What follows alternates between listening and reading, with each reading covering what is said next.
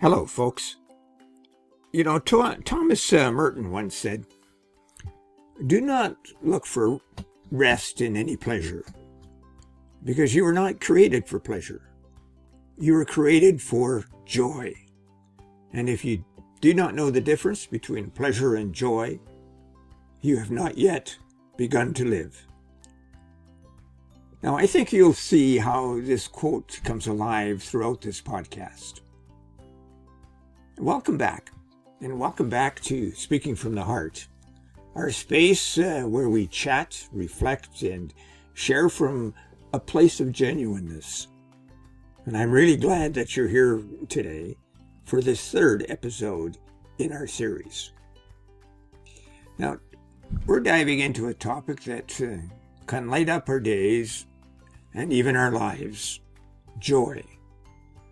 How to find it, how to create it, and how to spread it in a world that sometimes feels pretty darn heavy. Now, we're all carrying something, but joy can lighten up the load, even if it's just a little bit. Hi, I'm Richard Fontenay, and I know what you might be thinking. How can we find joy, especially when life and work can feel so overwhelming? Well, that's precisely what we're here to talk about today. Because joy isn't just something that happens to us. It's something that we create and share and carry with us. Last week we talked about leading with hope. But joy is found at the intersection of despair and hope. Hope is a belief in things to come. And despair is conjured up because of experiences of the past. But joy is a celebration of the present. Now, let's start by discussing how joy isn't limited to our personal lives. Sure, we may think of joy as a feeling we get when we're with loved ones or doing something we love. But here's the thing. Joy belongs everywhere. In our homes, in our workplaces, and even in our interactions with strangers. It's like a ripple. Once you create it, it spreads. Now, joy is more than just a fleeting moment of happiness. It's a mindset, an energy, and an attention. We can all exhibit joy in business, at work, and in life. It's not tied to a specific role or status. You don't have to be the boss to spread joy, nor do you have to have everything figured out in life. And in fact, the beauty of joy is that it thrives in simplicity. Now, joy is a core theme in gospel teachings, reflecting a deep, abiding sense of fulfillment that transcends fleeting happiness. The gospel reminds us that true joy comes from aligning ourselves with love and kindness and faith in action. In John chapter 15, verse 11, Jesus said, "I have told you this so that my joy may be in you and that your joy may be complete." Now, this emphasizes the joy is a gift from God, meant to sustain and uplift us even in the face of challenges. Gospel's joy is rooted in gratitude, compassion, and serving others, encouraging us to see beyond our circumstances and trust in a greater purpose. And by embracing these teachings, we can bring a spiritual dimension to joy, transforming our lives and those around us. Now, as I reflect on this teaching, I think of a person I once knew. I mentioned her in the story in my book called Eternal Unfolding, and that link is below. In the book, I called this person Noella, but her name actually is Monica, and I'll use that name here. Now, Monica always had a sense of joy, but in her teens, she had a serious accident, which left her with a crippling disability. And she suffered dearly from pain, and at least once a year was admitted to the hospital for painful treatments. And that went on for several years until eventually her body succumbed, broken, and withered away. Now, no matter how Monica felt, she always greeted visitors with open arms, a smile, and a joyful demeanor. She trusted God confidently and lived for the moment, and knew no matter what happened to her body, she would be all right. And Monica had shared her gift of joy with others, despite her pain and her suffering. Let me share another story that perfectly illustrates this within the workplace. I once heard about a manager who worked at a fast-paced tech company. Now, this environment was competitive and often stressful, but this manager decided to make joy a priority. Now, this environment was competitive and often stressful, but this manager decided to make his joy a priority.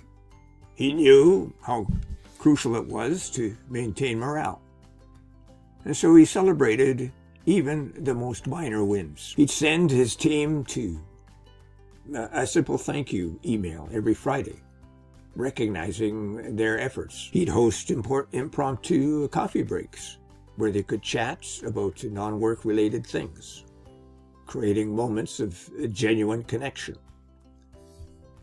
And when something went wrong, instead of focusing on the problem, he asked his team what they learned and how they could grow from it. By making joy part of the work culture, his team thrived, productivity increased, and people actually looked forward to coming to work. Now, that's the power of joy. It creates engagement, trust, and an environment where people feel valued.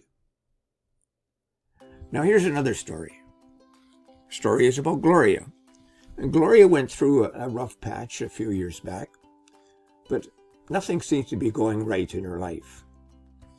Work was stressful, personal relationships were strained, and she just felt lost. But she made a choice to seek out joy, even in the smallest of things. And every day she looked for one thing that made her smile.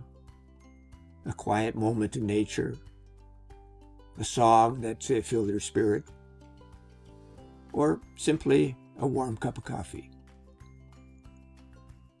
Then she started spreading joy to others. She complimented strangers on the street, leaving little notes of encouragement for her co-workers, and even organized small get-togethers just to laugh and unwind. What started as small moments of joy turned into a ripple effect, and soon she found herself feeling lighter and more connected to those around her. Her circumstances hadn't changed, but her mindset had, and joy became Gloria's anchor, and it helped her navigate through the storm. Now let's talk a little bit about us. How can we bring more joy into our lives, into our work, and into the lives of those around us? Let's focus on 3 simple actions that we can take today. First, we can bring joy into our work. Whether we're at the office, working from home, or on the road, we can find one small thing that we can do to brighten our day, or maybe someone else's day. And maybe it's sharing a funny story with a colleague, or simply smiling at someone we pass by. Secondly, we can find joy in the little things. All it takes is a moment to notice something that brings us joy. It could be as simple as enjoying the warmth, and maybe the warmth of the sun, a quiet moment of reflection, or spending a few minutes with a favorite book or a favorite song. And thirdly, we can spread joy to others. Now, joy is contagious, as I mentioned earlier. We could send a kind message, we could compliment someone, offer help without expecting anything in return. Now, these small gestures can make a huge difference in people's lives. Now, before we wrap up, if today's message about joy has resonated with you, please subscribe to this podcast. Give it a thumbs up and share this episode with someone who might need a little bit of joy in their life. And don't forget, next week, we'll be diving into another powerful topic, gratitude. Now, how can we practice gratitude daily? And how does it impact our lives and the people around us? I'm excited to share some inspiring stories and practical ways to incorporate gratitude into our everyday routine. So make sure you join us for that. As well, maybe consider joining me for our Wednesday podcast where we talk about personal growth and development. Or on our other YouTube channel, Affiliate Marketing with Richard. And there we discuss all matters of things pertaining to affiliate marketing. Now, thanks for tuning in, folks. See you next time on Speaking from the Heart. And let's keep spreading joy. Bye for now.